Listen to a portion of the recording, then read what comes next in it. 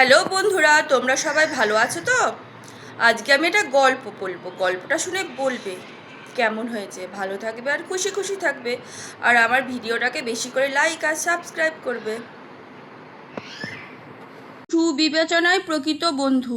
বোধিসত্ত্ব একবার বহুদিন আগে এক বণিক বংশে জন্মগ্রহণ করেছিলেন।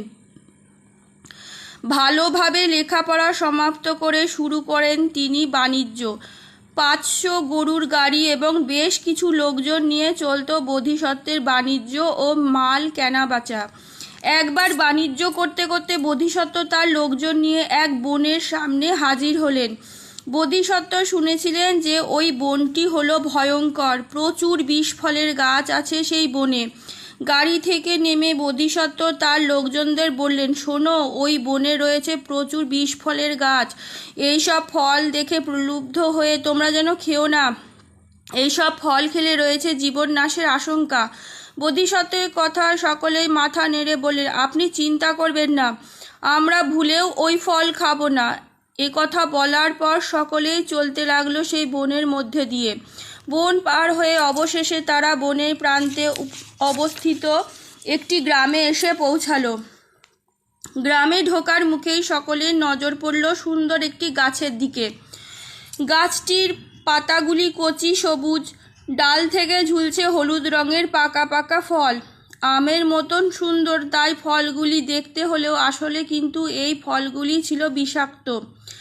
গাছটিকে কিমফল গাছ বলা হতো, কারণ এই ফল পেটে গেলে সঠিক সময়ে চিকিৎসা না করলে মৃত্যু অনিবার্য। বোধিসত্ত্বের সঙ্গে যেসব লোকজন ছিল আগে তারা এই গাছ দেখেনি। তারা ভাবল বোধিসত্ত্ব তো বনের মধ্যে গাছ থেকে ফল পেড়ে খেতে বারণ করেছিল, এই গ্রামের মধ্যে অবস্থিত গাছ থেকে ফল খেলে কোনো ক্ষতি হবে না।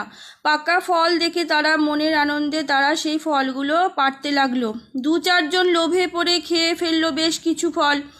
ফলগুলি যারা খেয়েছিল তারা তো ফলের প্রশংসায় পঞ্চমুখ। অন্যরাও ভাবছিল ফল খাবো, কিন্তু তারা ঠিক করলো বোধিসত্ত্বকে জিজ্ঞাসা করে তবেই তারা ফল খাবে। বোধিসত্ত্বকে গাছটি দেখিয়ে ফল খাওয়ার কথা জিজ্ঞাসা করতে বোধিসত্ত্ব বললেন, ভুলে ওই ফল খেও না, ওইগুলি আম নয়, কিম ফল, ওই ফল খেলে মৃত্যু অনিবার্য। বোধিসত্ত্বের সঙ্গে লোকজন তখন যারা ফল খেয়েছিল তাদের দেখিয়ে বলল, ওদের কি হবে? বোধিসত্ত্ব বললেন, চিন্তা করো না। তিনি ওই লোকগুলোর কাছে গিয়ে তাদের আশ্বাস দিয়ে পেট থেকে সব ফল বমি করে বার করে ওষুধ দিয়ে বাঁচালেন তাদের জীবন।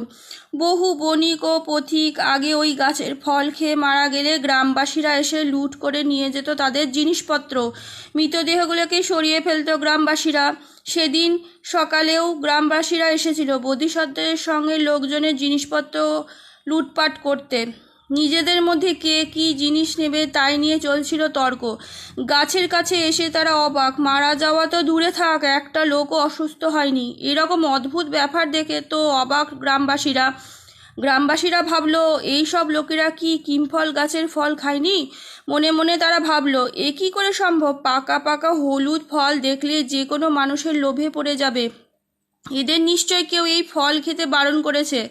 তারা আবার ভাবলো, এটা কিমফল গাছ, তাই বা এরা কি করে জানবে? অনেক কিছু চিন্তা করে তারা বোধিসত্ত্বের লোকজনের কাছে এগিয়ে গেল। গ্রামবাসীদের মধ্যে একজন বলল, আচ্ছা ভাই, তোমরা কি এই গাছের ফল খেয়েছিলে? তোমরা জানো এটা কি গাছ? বোধিসত্ত্বের লোকজন বলে উঠল, আমরা মনে করেছিলাম এটা আম গাছ। আমাদের মধ্যে 2-4 জন এই গাছের ফল খেয়ে অত্যন্ত অসুস্থ হয়ে পড়েছিল। আমাদের দলপতির চেষ্টাতেই তারা সুস্থ হয়ে পুনরায় জীবন ফিরে পেয়েছে। দলপতি আমাদের জানিয়েছে এটা আম গাছ নয়, বিষাক্ত কিমফল গাছ। এই গাছের ফল খেলে মৃত্যু অনিবার্য। গ্রামবাসীরা তো বোধিসত্ত্বের লোকজনের কথা শুনে একবারে অবাক। গ্রামবাসীরা তখন এগিয়ে গেল বোধিসত্ত্বের দিকে। তিনি বিশ্রাম করছিলেন গাছের তলায় বসে। গ্রামবাসীদের মধ্যে একজন বলে উঠল, মহাশয়, আপনি কি করে বুঝলেন যে এটা আম গাছ নয়, কিমফল গাছ? বোধিসত্ত্ব বলেন, একটু বুদ্ধি থাকলে এটা বোঝা যায় খুব সহজেই। গ্রামে ঢোকার মুখে এই গাছ, পাকা পাকা রসালো ফলে ভরা গাছটি, অথচ গ্রামবাসীরা কেউই খায়নি এই ফল। সুমিষ্ট রসালো আম হলে গ্রামবাসীরা নিশ্চয় ফলগুলি গাছে রেখে দিত না। গাছের পাকা পাকা ফলগুলি দেখেই বুঝতে পেরেছিলাম যে এগুলো বিষাক্ত কিমফল ছাড়া আর কিছুই নয়। গ্রামবাসীরা বুঝলেন এই মানুষটি মহাজ্ঞানী, এরকম মানুষের সংস্পর্শে থাকলে জীবনে অনেক কিছু করা সম্ভব। জীবনকে সুন্দর করতে হলে এরকম মানুষের সুপরামর্শের প্রয়োজন। গ্রামবাসীরা বিষাক্ত কিমফল গাছটি কেটে ফেললো এবং বোধিসত্ত্বের কাছ থেকে সুপরামর্শ নিয়ে শুরু করলো সুন্দরভাবে জীবনযাপন। আজকের মতন গল্প এইটুকুনি। কেমন লাগলো জানাবে, ভালো থাকবে আর খুশি খুশি থাকবে।